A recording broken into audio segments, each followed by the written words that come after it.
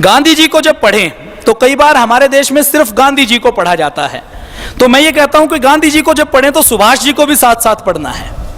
अभी मैं बाघा बॉर्डर पर गया तो बाघा बॉर्डर पर गांधी जी का चित्र लगाया हुआ था, तो मेरे मन में एक विचार आया कि अगर गांधी जी का चित्र बॉर्डर पर लगाएंगे तो बॉर्डर की कितनी रक्षा होगी, क्योंकि गांधी जी तो अहिंसा को मानते थे।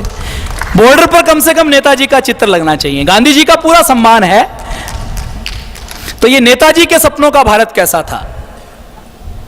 नेताजी ने तो 1941 में जैसे ही वो जापान गए उन्होंने योजना बनानी शुरू कर दी थी, क्योंकि उनको पता था कि अंग्रेज तो जाने वाले हैं। अंग्रेजों के जाने के बाद काले अंग्रेज ना बैठे, व्यवस्था परिवर्तन हो, इसके लिए उन्होंने उस समय अर्थव्यवस्था, कृषि व्यवस्था, कानून व्यवस्था कैसी हो, उसके लिए अपने लोगों को, आजाद हिंद सरकार के लोगों को दूसरे देशों में ट्रेनिंग लेने के लिए भेजा था। तो ये नेताजी के सपनों का भारत। नेताजी के ऊपर एक लेखक हुए हैं, अभी तो स्वर्गवासी हो चुके हैं, भाई श्री कृष्ण सरल जी।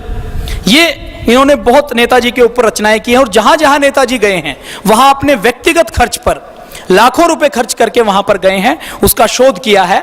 यह दुख की बात है कि भारत सरकार ने नेताजी के ऊपर वांग्मय छापा तो वो कई साल बाद छापा, और उसमें भी बहुत सी दिक्कतें रही।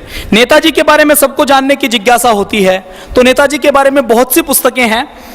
सारी पुस्तकों के निचोड़ की बात करें तो सुभाष एक खोज के नाम से राजेंद्र मोहन भटनागर जी की पुस्तक है, जिसमें गुमनामी बाबा, शैलमारी आश्रम में कौन थे, नेताजी कहाँ गायब हुए, क्या क्या तीनों आयोगों की रिपोर्ट थी, उसके बारे में पूरी जानकारी इस सुभाष एक खोज है।